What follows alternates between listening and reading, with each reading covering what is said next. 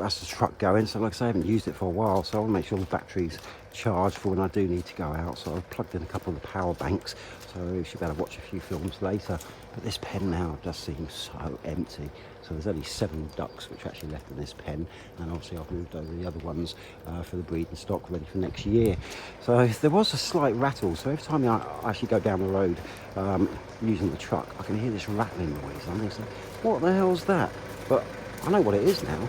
So it's the inner tray where it's slightly loose, but when you are going, you get the vibrations, and it's this which is making all the noise. So at least it's nothing major. We did actually move those 2 trees yesterday, so it gives us a wider berth to actually drive in and out, and at least at the top end now I don't have to worry about, oh god, reversing, driving forward, reversing. I should literally have a wide enough turning circle so I can drive in and out, no problems at all.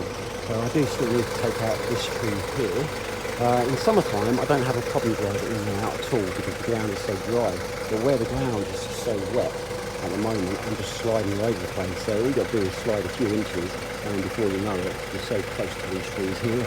So at least we made a start on it. So come Friday or Saturday, we'll take out this last tree, and then that'll just make life so much easier. But I'm thinking about building like a rabbit pen.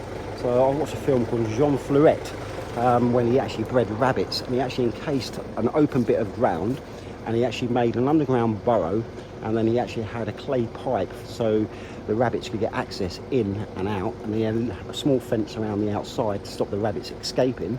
And the idea of the clay pipe was, in case any foxes do come, they can actually go to their house, and there's no way that a fox is going to actually chew through a clay pipe, so it keeps them nice and safe.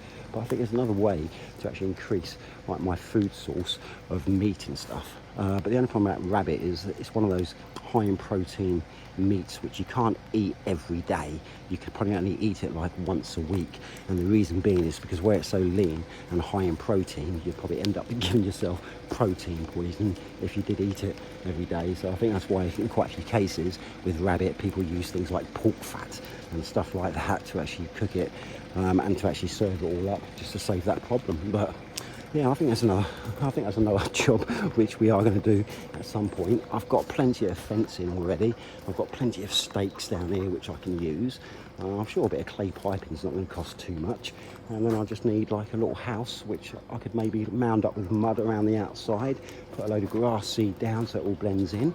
And then when we've got the allotment going, in the summertime, we should be able to grow like enough veg, you know, for them more or less to be self-sufficient as well. So, you know, in winter time I might have to feed them up a little bit, but the more grass areas we've got, the more natural food there is for them, and I'm sure they should be quite good eating.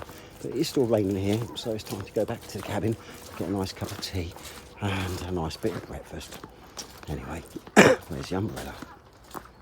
Still haven't found the umbrella.